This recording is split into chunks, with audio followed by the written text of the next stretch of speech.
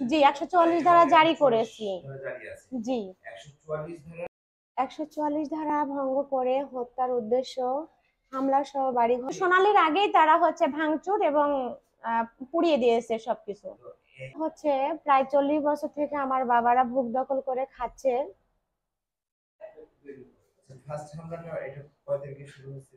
এটা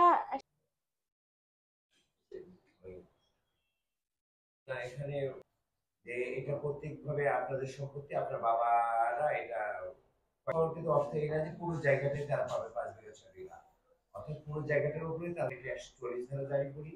এই 44 ধারার একটা শুনানিও আছে।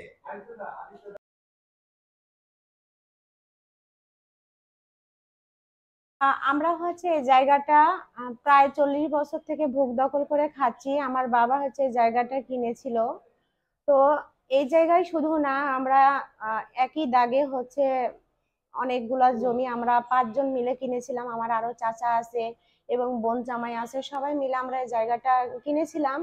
যার যেমন মানে জায়গাটুকু আমরা করে খাচ্ছিলাম। কিন্তু আসামিরা জানায় যে হচ্ছে তারা এই জায়গাটা পাবে, সেই সূত্রে তারা হচ্ছে এটা থানায় হচ্ছে আমাদেরকে ডেকেছিল। আমরা থানায় গিয়েছিলাম, থানায় কাগজপাতি দেখাইছি, থানা থেকে আমরা কোনো আশাবাদী পাইনি। সেজন্য আমরা হচ্ছে 144 ধারা জারি করেছি কোর্টে।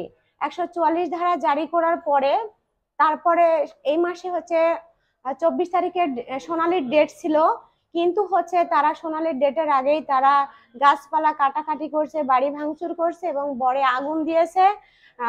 বরের ক্ষতিপূরণ প্রায় 10 থেকে 15 লক্ষ টাকা বরে পান ছিল, সেই ক্ষতিটা তারা করেছে।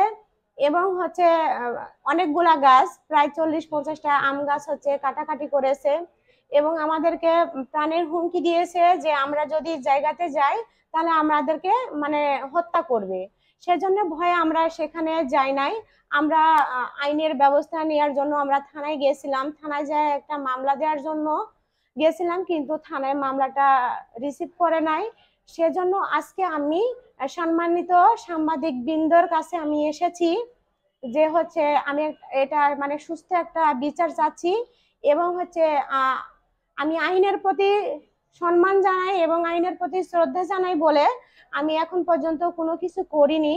আমি আইনের সম্মান জানিয়ে, আইনের প্রতি শ্রদ্ধা জানিয়ে আমি বলছি যে আপনারা এটা দ্রুত একটা ব্যবস্থা নেন এবং হচ্ছে আসামিদেরকে গ্রেপ্তারের নির্দেশ দেন। নির্দেশ না দিলে দেখা যাচ্ছে আমরা গ্রামে বসবাস করতে পারবো না। গ্রামের সবাই এটা নিয়ে আতঙ্কিত। গত 7 তারিখে শুক্রবার দুপুর 12টার সময় ঘটনাটা ঘটেছে।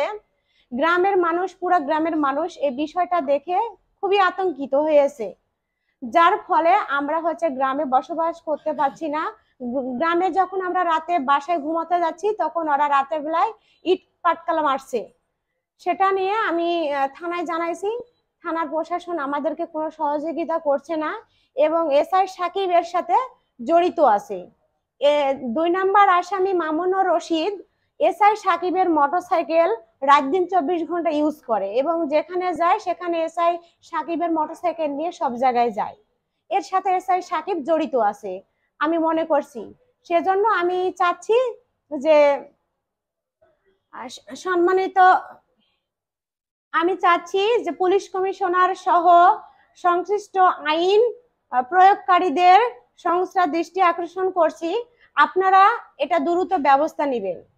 দ্রুত ব্যবস্থা যদি নেন তাহলে আমাদের প্রাণ হুমকি থেকে আমরা নিরাপদ থাকবো।